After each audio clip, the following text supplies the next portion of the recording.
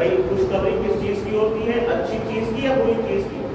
مگر کسی کو تنبیہن کہا جاتا ہے کہ اگر تم نے میری بات نہیں مانی تو تمہیں مزہ چکھاؤں گا۔ اس کا مطلب یہ نہیں کہ کوئی سے لطف اندوز چیز کھلائی جائے گی، بلکہ وہ تنبیہن فرمایا جاتا ہے کہ ایک تو دردناک عذاب ہوگا۔ وہ دردناک عذاب کیسا ہوگا؟ اللہ فرماتا ہے کہ قرآن میں اللہ فرماتا ہے کہ جو سونا چاندی روپیہ پیسہ مال جمع کرتے ہیں، ان کی زکوٰۃ ادا نہیں کرتے، ان کو دردناک عذاب کی خوشخبری سنا دو اس دن، یعنی قیامت کے دن جب ان کو جہنم میں ڈالا جائے گا۔ اللہ اکبر۔ اور ان کی پیشانیوں کو، ان کی کروٹوں کو، ان کی پیٹھ کو آگ سے داغا جائے گا اور ان سے کہا جائے گا یہ تمہارا وہی روپیہ، وہی مال، وہی پیسہ ہے جس کو تم دنیا میں چھپا چھپا کے رکھتے تھے، صدقہ خیرات نہیں کرتے تھے، اللہ کی راہ میں خرچ نہیں کرتے تھے، اللہ نے تمہیں دیا تھا اور اللہ کی راہ میں صدقہ دینے سے کتراتے تھے، چھپا کے رکھتے تھے، یہ تمہارا وہی مال ہے جو آج عذاب کی شکل میں تم پر مسلم کر دیا گیا ہے۔ اللہ اکبر۔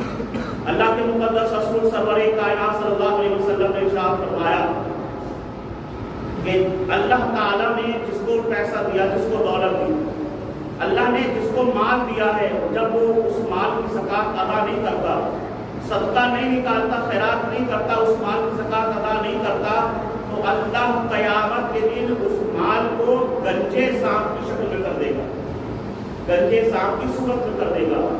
کتابوں میں آتا ہے کہ جب سانپ 1000 سال کا ہوتا ہے تو اس کے سر پر بال آتے ہیں۔ جب 1000 سال سانپ کی عمر ہوتی ہے تو اس کے سر پر بال آتے ہیں، اور جب اس کی عمر 2000 سال ہوتی ہے تو اس کا زہر اتنا تیز ہوتا ہے، اتنی شدت ہوتی ہے اس زہر کے اندر، اتنا زہر بڑھ چکا ہوتا ہے کہ اس کے خود کے بال ہو جاتے ہیں اور وہ گنجا ہو جاتا ہے۔ 1000 سال کا جب سانپ ہوتا ہے اس کے بال آتے ہیں، اور جب 2000 سال کا ہوتا ہے تو زہر کی تیزی کی وجہ سے، شدت کی وجہ سے اس کے بال ہو جاتے ہیں، وہ گنجا ہو جاتا ہے۔ حضور فرماتے ہیں گنجا سانپ اس شخص کے گلے میں ڈال دیا جائے گا، چمکیدار سانپ اس شخص کے گلے میں تختی بنا کر ڈال دیا جائے گا، اور وہ سانپ اس کے چمڑے کو پکڑے گا، اس کے چمڑے کو پکڑ کر چیرے گا اور کہے گا کہ مجھ سے گھبرا نہیں، میں تیرا وہی مال ہوں جس کو تو دنیا میں چھپا کر رکھتا تھا، میں وہی مال ہوں تیرا جس کو تو اللہ کی راہ میں نہیں دیتا تھا، میں تیرا وہی مال ہوں جس کو تو اللہ کی راہ میں صدقہ نہیں کرتا تھا، میں تیرا وہی مال ہوں۔ اللہ اکبر کبیرہ۔ عزیزان ملت اسلامیہ، اللہ کی راہ میں خرچ کرنا، صدقہ دینا، میں نے پچھلے جمعے کو بھی عرض کیا تھا کہ یہ ہمیں اللہ نے مال دیا ہے تو ہمارے اوپر زکوٰۃ ہے، جن کو نہیں دیا ان پر زکوٰۃ نہیں ہے۔ ہر شخص کو زکوٰۃ ادا کرنا ضروری نہیں، جس کے اوپر زکوٰۃ ہے ہی نہیں وہ دے گا کیا؟ زکوٰۃ جس کے اوپر واجب ہے، جس پر فرض ہے، اس کو زکوٰۃ دینا ضروری ہے۔ کیوں؟ اللہ نے آپ کو مال دیا ہے تبھی آپ پر زکوٰۃ نکل رہی ہے۔ اگر وہ مال نہیں دیتا آپ کو، آپ اپنی قابلیت کی بنا پر، اپنے علم کی بنا پر، اپنی محنت اور مشقت کی بنا پر پیسہ نہیں کما سکتے۔ محنت کر سکتے ہیں، محنت کر سکتے ہیں، آپ کوشش کر سکتے ہیں، مگر اس کوشش سے کامیاب ہو جائیں نہیں۔ یہ کامیابی صرف اور صرف من جانب اللہ ہے۔ اللہ آپ کو کوشش کی توفیق بھی دے رہا ہے، آپ کو کامیابی بھی دے رہا ہے، آپ کو پیسہ بھی دے رہا ہے، تو یہ اللہ کا کرم ہے، عطا ہے۔ ورنہ اپنے ارد گرد آپ دیکھ لیں، اپنے آس پڑوس میں دیکھ لیں، اپنے محلے میں دیکھ لیں، کتنے ایسے لوگ ہیں جو ساری زندگی ہو گئی محنت کرتے ہوئے مگر نہیں کچھ حاصل ہوتا۔ ہاں، جن پر زکوٰۃ فرض ہے، اللہ نے جن کو پیسہ دیا ہے وہ زکوٰۃ ادا کرنا۔ زکوٰۃ کن لوگوں پر فرض ہے؟ تو آپ لوگ سنتے رہتے ہیں 7.5 تولہ سونا یا 52.5 تولہ چاندی، 7.5 تولہ سونا یا 52.5 تولہ چاندی جس کے پاس ہے اس کے اوپر کیا ہے؟ زکوٰۃ فرض ہے۔ اب جس کے پاس اتنا سونا نہیں، آج یہ ہو سکتا ہے کوئی کہے لوگ پیسہ اتنا، لوگ سونا اتنا نہیں رکھتے، چاندی اتنی نہیں رکھتے، اب کیا ان کے پاس اتنی رقم ہو، 52.5 تولہ چاندی کی جتنی رقم ہوتی ہے، جو تقریباً آج کے حساب سے 48-49 کے حساب سے ہوگی، 48,000-49,000 ایسی لگ بھگ اس کی رقم آج کے ریٹ میں بنتی ہے 52.5 تولہ چاندی۔ تو اب حاصل یہ کتنا، جس کے پاس 49-50 हज़ार रुपए हैं, उसके ऊपर ज़कात फर्ज है। बात समझ रही, समझ में आ रही है बात? जिसके पास आज की रेट में 49 से 50 हज़ार रुपए जो मालिक है, जिसके पास बचे हुए हैं, जिसके पास रखे हुए हैं, सेविंग है 50 हज़ार की, उसके ऊपर ज़कात फर्ज है। और उसका इनकार करने वाला काफिर है, गुमराह है। उसकी ताखीर करने वाला वो सब अज़ाब का मुस्तहिक है। अच्छा, बहुत से लोग ये कहते हैं कि भाई कि हमारे वालिद ने तो ज़कात दे दी, हमारे घर में किसी से अगर बेटा माशाअल्लाह काम कमाने वाला है, अच्छा रिस्क आ रहा है, नौकरी कर रहा है, जॉब कर रहा है, बिजनेस कर रहा है और दुकान वगैरह कुछ भी कर रहा है, तो अगर उनसे कहो भाई ज़कात अदा करो, तो नहीं, हमारे अबू जो हैं वो ज़कात दे देते हैं, हमारे पापा जो हैं वो ज़कात दे देते हैं। शादी का लटू नहीं है कि हमारे अब्बा को दावत दे दी तो पूरे घर की दावत हो गई। अल्लाह का रिज़्क़ है, अल्लाह ने हिस्सा रखा है। अल्लाह का शुक्र अदा करें कि आपके वालिद के साथ साथ अल्लाह ने आपको भी सलाहियत किया है। मैं अभी कुछ दिन पहले भी अर्ज़ कर रहा था, आप देखें कि कितने ऐसे बच्चे हैं जो आवारागर्दी करते घूम रहे हैं, नशा कर रहे हैं, चरस गांजा अफीम खींच रहे हैं। वो बच्चे जिनके माँ बाप परेशान हैं, जवान लड़के मोहल्ले के अंदर चोरियाँ कर रहे हैं, वो जवान लड़के जिनके माशाल्लाह अच्छा कमाना चाहिए था, वो ड्रग्स गांजा और अफीम पता नहीं क्या क्या पूरे नशे में तबाह बर्बाद हुए हुए हैं। अल्लाह ने आपको ये तौफीक दी, आज आपका बेटा अल्लाह के करम से कमा रहा है, इसके हलाल का खा रहा है, खिला रहा है, तो इसका शुक्र आपको अदा नहीं करना चाहिए कि अल्लाह ने मेरे बेटे को गजेड़ी नहीं बनाया, अल्लाह ने मेरे बच्चे को नशेड़ी नहीं बनाया, अल्लाह ने मेरे बच्चे को ये तौफीक दी है, ये करम फरमाया मेरे अल्लाह ने मेरे बच्चे को ऊपर कि मेरा बच्चा अपने हाथ पाँव से जाकर कमा रहा है, इसके हलाल खा रहा है, खुद भी इज्जत की जिंदगी गुजार रहा, मुझे भी इज्जत की जिंदगी गुजारने का मौका दे रहा है, तो इसका शुक्र अदा करना चाहिए। ये नहीं अगर बेटा साहिब निसाब है, निसाब किसे कहते हैं अभी मैंने बताया, 49,000 या 50,000 रेट ऊपर नीचे होते रहते हैं चांदी के, इसके लगभग ही होता है। आज का रेट कल अलग होता है, कल का कुछ और, परसों का कुछ और, रेट ऊपर नीचे होते रहते हैं। 48, 49,000, 50,000 के लमसम ही ये रेट बैठता है, जिसके ऊपर ज़कात फर्ज है। अगर बेटा मालिक है तो बेटा ज़कात निकाले, बाप मालिक है तो बाप ज़कात निकाले, बीवी मालिक है बीवी ज़कात निकाले, बेटी मालिक है बेटी ज़कात निकाले। घर में अगर 10 लोग हैं और 10 के 10 अगर मालिक के निसाब हैं तो 10 के ऊपर ज़कात फर्ज है। एक आदमी के ज़कात अदा करने से ज़कात अदा नहीं होगी, घर के तमाम लोग गुनहगार होंगे। अक्सर घर की औरतों के पास जेवर होता है, घर की औरतों के पास जेवर होता है। हाँ, अगर उसके पास सिर्फ सोना है या सिर्फ चांदी है, मिसाल के तौर पर एक शख्स है जिसके पास सिर्फ सोना ही है, नकदी कुछ नहीं है, चांदी कुछ नहीं है। अब सोना उसके पास 4 भरी 5 भरी है, 5 तोला 6 तोला, वो अभी निसाब को नहीं पहुंचा, यानी 7.5 तोला नहीं हुआ, सिर्फ 5 भरी 5 तोला सोना ही है उसके पास और कुछ भी नहीं है, तो उसके ऊपर ज़कात नहीं होगी। अगरचे सोने की रकम 50,000 से बहुत ज़्यादा है, मगर सिर्फ सोना अगर इसके पास है, अच्छी तरह समझिएगा कि सिर्फ अगर सोना है, चांदी नहीं है, नकदी नहीं है, कैश नहीं है, उसके पास सिर्फ सोना है और वो 7.5 तोला नहीं है, उससे कम है, तो उसके पास ज़कात उस पर फर्ज नहीं होगी।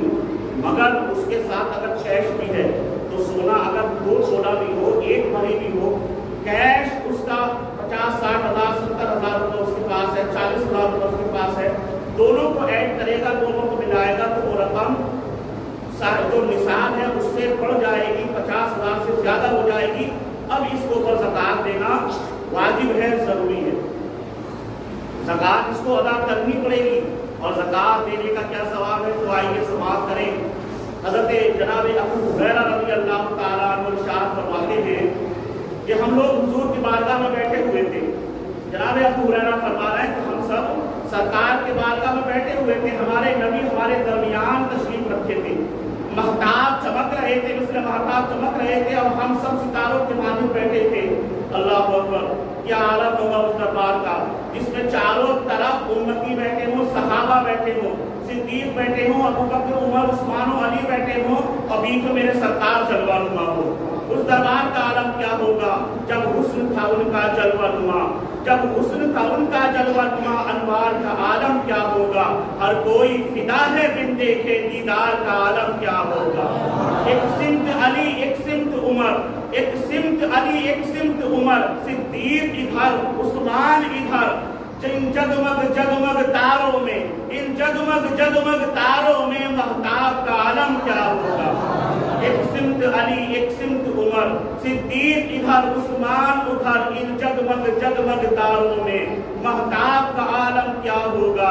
اور جس وقت خدمت میں ان کی، جس وقت خدمت میں ان کی ابو بکر عمر عثمان و علی، جس وقت خدمت میں ان کی ابو بکر عمر عثمان و علی، اس وقت رسول اکرم کے دربار کا عالم کیا ہوگا.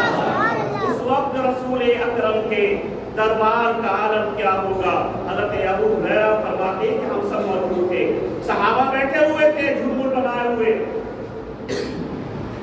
اور میرے سرکار جلوہ فرما تھے. عربی آیا، عربی یعنی عرب کے دیہات کا رہنے والا، عرب کے گاؤں کا رہنے والا ایک شخص آیا، سرکار کی بارگاہ میں آ کر کہنے لگا یا رسول اللہ صلی اللہ علیہ وسلم مجھے وہ عمل بتائیں، وہ مجھے کام بتائیں، مجھے اعمال وہ سکھا دیں جس سے میں جنت میں چلا جاؤں.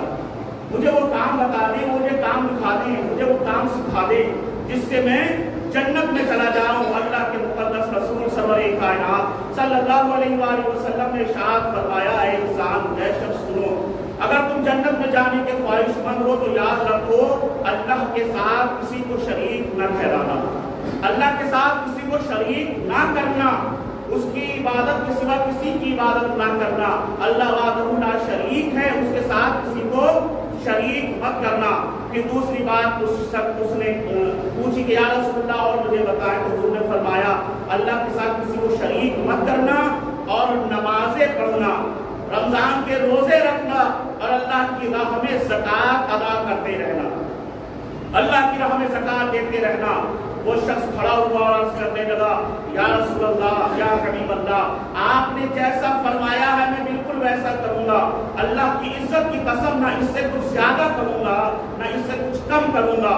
جو آپ نے بتایا ہے کہ اللہ کے ساتھ کسی کو شریک مت کرنا، نمازیں پڑھنا، روزے رکھنا، اللہ کے راہ میں صدقہ کرنا، زکوٰۃ ادا کرنا، یا رسول اللہ میں بالکل ایسا ہی کروں گا، ایسا ہی کروں گا. اللہ کے مقدس رسول فرماتے ہیں جب وہ شخص جانے لگا تو حضور نے فرمایا اے میرے صحابہ، تم نے کبھی کسی جنتی انسان کو دیکھا ہے؟ تم نے کسی جنتی انسان کو دیکھا ہے؟ صحابہ نے کہا یا رسول اللہ آپ نظر عنایت فرمائیں تو ابھی دیکھ لیں. حضور نے فرمایا وہ دیکھو جنتی انسان جا رہا ہے جو ابھی مجھ سے سوال کر کے گیا تھا. جس کو جنتی انسان دیکھنا ہو اس شخص کو دیکھ لے کہ جو اس نے مجھ سے وعدہ کیا ہے، جو مجھ سے عہد لیا ہے، اگر وہ اس کو پورا کرتا ہے تو اللہ اس کو جنت عطا فرمائے گا. حضور فرماتے ہیں جس کو جنتی انسان دیکھنا ہو وہ اس شخص کو دیکھ لے، وہ اس انسان کو دیکھ لے جو جا رہا ہے کہ اللہ اس کو جنت عطا فرمائے گا. وزیران ملت اسلامیہ تو دعا یہ ہے، سمجھانے کا مسئلہ آپ کو یہ ہے کہ ہماری اور آپ کی سوچ اور فکر اتنی تنگ ہوتی جا رہی ہے، ہمارا خیال اتنا کچا خام ہوتا جا رہا ہے کہ ہم نے ہر چیز کا حصہ رکھا ہے، ہر چیز کا حصہ رکھا ہے، مگر جب بات اللہ کے وہاں خرچ کرنے کی آتی ہے تو ہمارے دل پر بجلی گرنے لگتی ہے. میں نے پچھلے ہفتے بھی آپ کو بتایا کہ اللہ قرآن میں فرماتا شیطان یعدکم الفقر، کہ شیطان تمہیں خوف دلاتا ہے، ڈر دلاتا ہے، بھے دلاتا ہے کہ اللہ کی راہ میں خرچ کرو گے تو کم ہو جائے گا، اور اللہ فرماتا ہے کہ میری راہ میں صدقہ کرو گے تو تمہارے رزق کو بڑھا دوں گا، میری راہ میں خرچ کرو گے تو تمہارے رزق کو بڑھا دوں گا. حضور ارشاد فرماتے ہیں ہر صبح کو آسمان سے دو فرشتے اترتے ہیں، دو فرشتے نازل ہوتے ہیں آسمان سے. ہر صبح کو دو فرشتے نازل ہوتے ہیں اور وہ اللہ کی بارگاہ میں دعا کرتے ہیں. ایک فرشتہ کہتا ہے پروردگار عالم یا رب العالمین، جو نیک کاموں میں خرچ کرتا ہے، جو اچھے کاموں میں خرچ کرتا ہے، اللہ تو اس کو اور عطا فرما. جو اچھے کاموں میں خرچ کرتا ہے اللہ تو اس کو اور عطا فرما، اور عطا فرما، اور عطا فرما.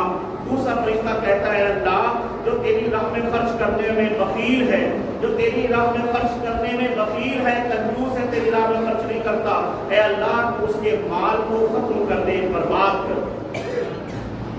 یاد رکھیں کہ حضور نے فرمایا السخی قریب من اللہ و قریب من الجنت و قریب من الناس و بعید من النار والبخیل بعید من اللہ بعید من الجنت بعید من الناس و قریب من النار۔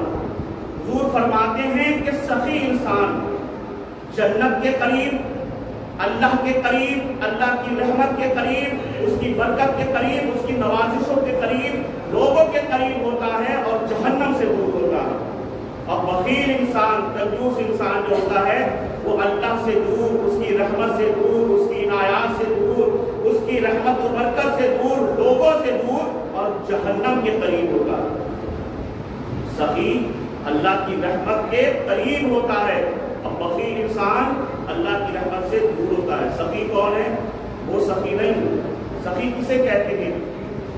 وہ سخی نہیں جس کو ہم سخی سمجھتے ہیں کہ بہت خرچہ کرتا ہے، نہیں، کہ شادی بھی آئی تو اس نے فوراً کہہ دیا کہ بھائی بیٹی کی شادی ہے، کسی چیز کی کمی نہیں ہونی چاہیے، سجاوٹ پوری ہونی چاہیے، آتش بازی پوری ہونی چاہیے، بچے کی کسی کے مسلمانی ہیں تو 50,000 1,00,000 روپے کے وہ پٹاخے پھوڑ رہا ہے، آتش بازی کر رہا ہے، ڈی جے لگوا رہا ہے، پورے محلے کے اندر ادھم مچا کے رکھا ہوا ہے، بہت پیسہ لٹا دیا بچے کی مسلمانی پر، خطرے پر، شادی بیاہ پر 10 لاکھ 20 لاکھ 50 لاکھ روپے خرچ کر دیے۔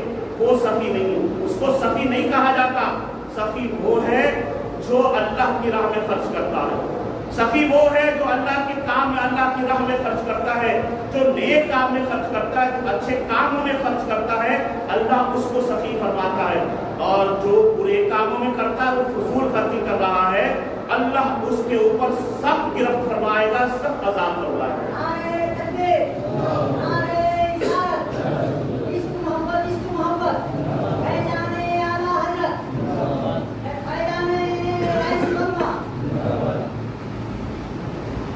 جو اللہ کی راہ میں خرچ کرتا ہے، سخی وہ ہے۔ سخی وہ نہیں جس کو ہم اور آپ سخی سمجھتے ہیں کہ وہ بہت پیسے لٹا رہا ہے، بہت بانٹ رہا ہے، بہت خرچ کر رہا ہے، نہیں۔ سخی وہ ہے جو اللہ کی راہ میں خرچ کرے، اور جو اللہ کی راہ میں خرچ کرتا ہے اس کا اجر کیا ملتا ہے، ایک واقعے کے ذریعے آپ کو سمجھانے کی کوشش کروں گا۔ حضرت عبداللہ بن مبارک رضی اللہ تعالیٰ عنہ، یہ تابعی ہیں، پرانے بزرگ ہیں، بہت جلیل القدر بزرگ ہیں۔ کیا نام ہے؟ حضرت عبداللہ بن مبارک رضی اللہ تعالیٰ عنہ۔ یہ حج ادا کرنے کے لیے بیت اللہ گئے، حج کی سعادت حاصل کرنے کے لیے بیت اللہ گئے، حج ادا کرنے خانہ کعبہ گئے، حج کے ارکان ادا کیے، حج کیا۔ حج مکمل کرنے کے بعد یہ خانہ کعبہ کے صحن میں بیٹھے ہوئے تھے کہ ان کی آنکھ لگ گئی، نیند آ گئی ان کو۔ خواب میں کیا دیکھا انہوں نے کہ 2 فرشتے آسمان سے اترے، 2 فرشتے اترے اور وہ فرشتے آپس میں باتیں کر رہے ہیں۔ ایک فرشتہ دوسرے فرشتے سے کہتا کہ اس سال حج کرنے کتنے لوگ آئے ہیں؟ تو دوسرا فرشتہ کہتا ہے اس سال حج کرنے کے لیے 6 لاکھ لوگ آئے ہیں، دنیا بھر سے اس سال فریضہ حج انجام دینے کے لیے 6 لاکھ لوگ آئے ہیں۔ پھر دوسرا فرشتہ پوچھتا ہے کہ اچھا یہ بتاؤ کہ ان میں سے کتنے لوگوں کا حج قبول ہوا ہے؟ فرشتے آپس میں بات کر رہے ہیں۔ حضرت عبداللہ بن مبارک یہ خواب میں دیکھ رہے ہیں، خانہ کعبہ کے صحن میں، بیت اللہ کے صحن میں بیٹھے ہیں، آنکھ لگ گئی، خواب میں دیکھ رہے ہیں 2 فرشتے اترے آسمان سے اور آپس میں باتیں کر رہے ہیں۔ ایک فرشتہ پوچھتا ہے کتنے لوگ آئے؟ دوسرا کہتا ہے 6 لاکھ لوگ حج کرنے آئے ہیں۔ ایک فرشتہ پوچھتا ہے حج کتنوں کا قبول ہوا؟ تو دوسرا فرشتہ کہتا ہے کہ 6 لاکھ لوگوں میں کسی ایک کا بھی حج اللہ نے قبول نہیں کیا۔ 6 لاکھ لوگوں میں کسی ایک انسان کا بھی حج اللہ نے قبول نہیں کیا۔ حضرت عبداللہ بن مبارک کہتے ہیں میں خواب میں ہی سوچنے لگا، فکر کرنے لگا، پروردگار عالم 6 لاکھ لوگ حج کرنے کے لیے آئے ہیں، کوئی کہاں سے آیا ہوگا، کہاں سے آیا ہوگا، کتنی تکلیفیں اٹھائی ہوں گی، کتنی مشقتیں اٹھائی ہوں گی، کتنی تکلیفیں برداشت کی ہوگی، اتنی دور دراز سے حج کرنے آئے ہیں، اے اللہ کسی ایک کا بھی حج قبول نہیں ہوا۔ میں افسوس کر رہا تھا خواب کے عالم میں۔ کہتے ہیں کہ پھر ایک فرشتے کی آواز مجھے سنائی دی، وہ فرشتہ کہتا ہے ہاں دمشق میں ایک شخص ہے جس کا نام علی بن الوافق ہے۔ دمشق میں ایک شخص ہے جس کا نام अली बिन अल-मुवाफिक है जो मोची है, जूते सीता है लोगों के, चप्पल सिलाई करता है, अल्लाह ताला ने उसके हज को कबूल फरमा लिया। अब ताज्जुब ये है कि वो हज करने नहीं आया, वो हज करने नहीं आया, मगर अल्लाह ने उसको मकबूल हज का सवाब अता फरमाया है और उसके सदक़े में 6 लाख हाजियों के हज को कबूल कर लिया। बात समझ रहे हैं? 6 लाख हाजी हज करने आए हैं, उनका हज कबूल नहीं हुआ, मगर एक शख्स है जो मक्के से 200 मील दूर फासले पर बैठा दमिश्क के अंदर है, वो हज करने नहीं आया। ये हज, इन्होंने हज अदा किया है, मगर एक शख्स जो हज करने नहीं आया 200 मील दूर बैठा है, इनका 6 लाख का हज कबूल नहीं हुआ, उस बंदे का हज भी कबूल हुआ, हज का मकबूल हज का सवाब भी अल्लाह ने दिया और उसके सदक़े में 6 लाख का हज कबूल कर लिया। बड़ी ताज्जुब की बात थी कि हम सब ने हज किया और हमारा हज कबूल नहीं हुआ, दूसरा इंसान जो अपने घर पर है उसको मकबूल हज का सवाब मिल गया।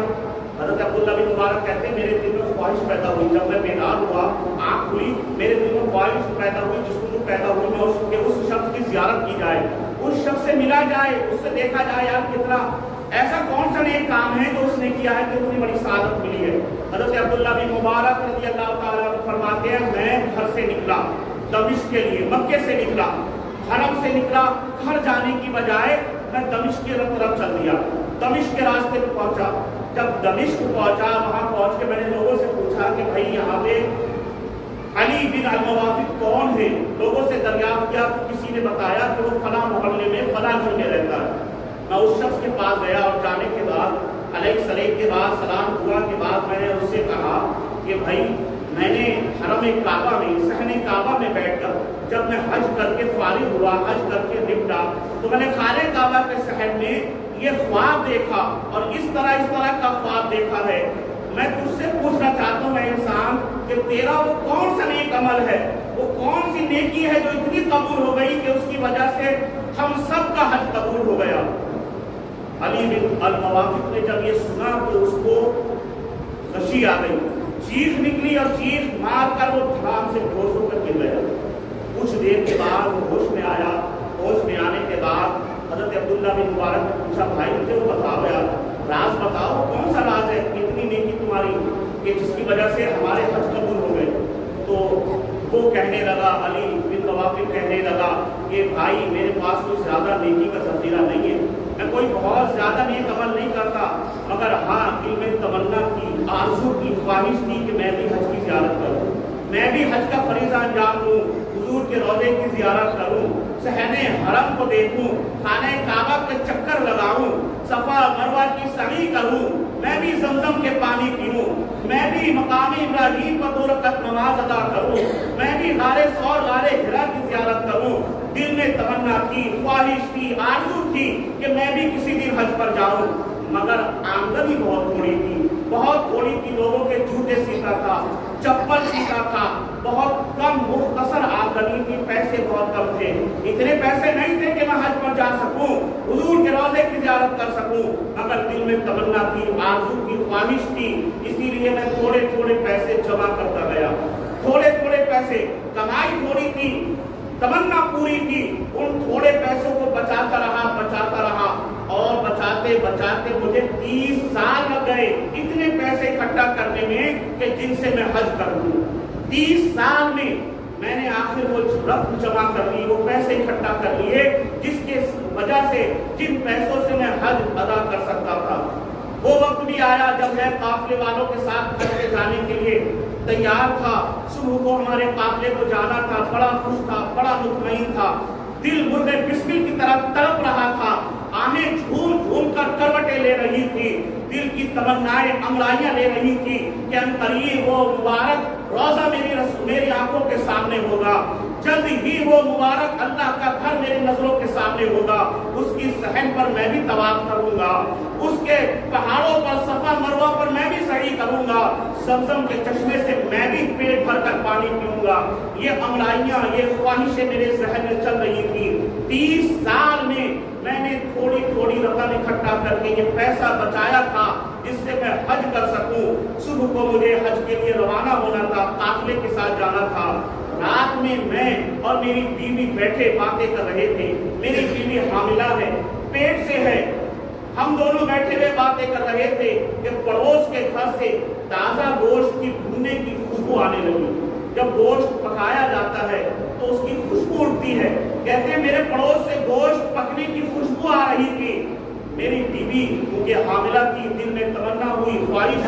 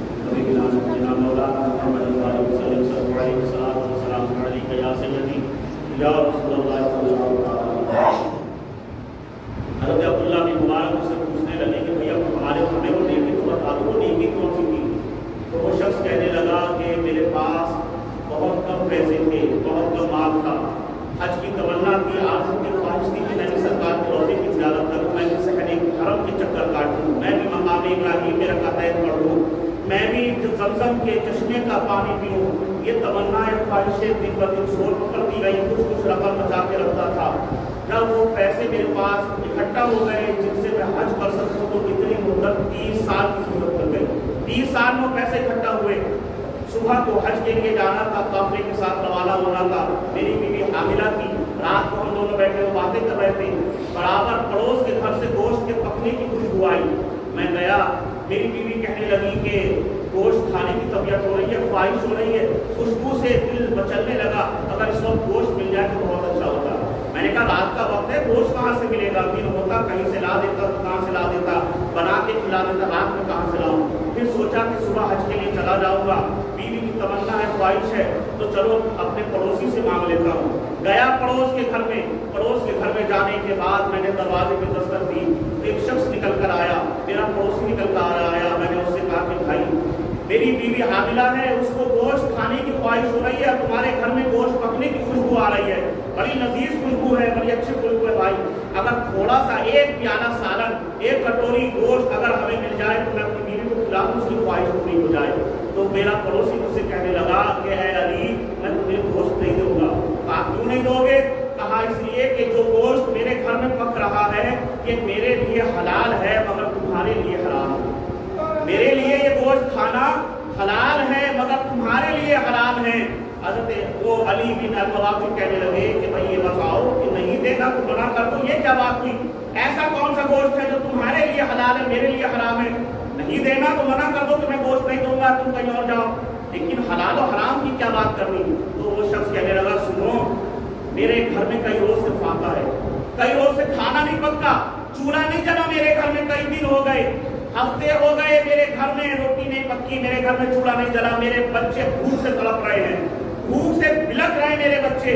और भूख इतनी शिद्दत को पहुंच चुकी है कि अगर उनको अब खाने का हुक्म ना दिया गया तो शायद उनमें से एक आदमी मौत हो जाए।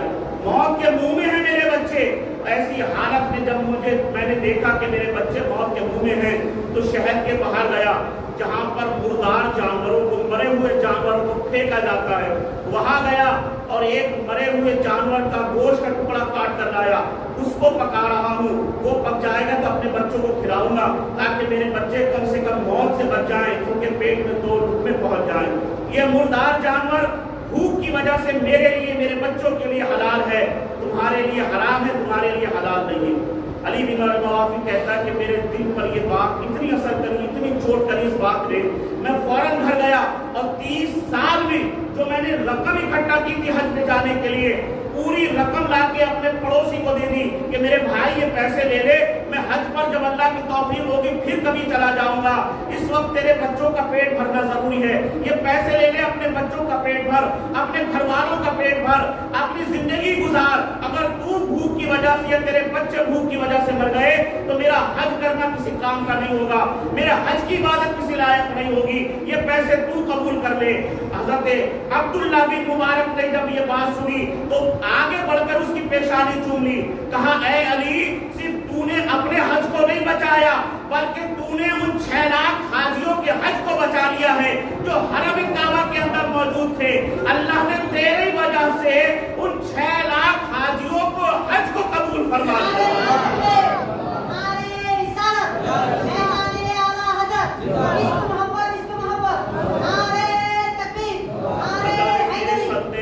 وجہ سے 6 لاکھ حاجیوں کے حج کو قبول فرمایا ہے۔ تو اے لوگوں، نیکی کو کم مت جانو، کم مت سمجھو، اللہ کی راہ میں خرچ کرو، آگے بڑھتے رہو۔ حضور فرماتے ہیں، اللہ فرماتا ہے کہ میری راہ میں جتنا خرچ کرو گے میں اتنا دوں گا، اتنا عطا کروں گا۔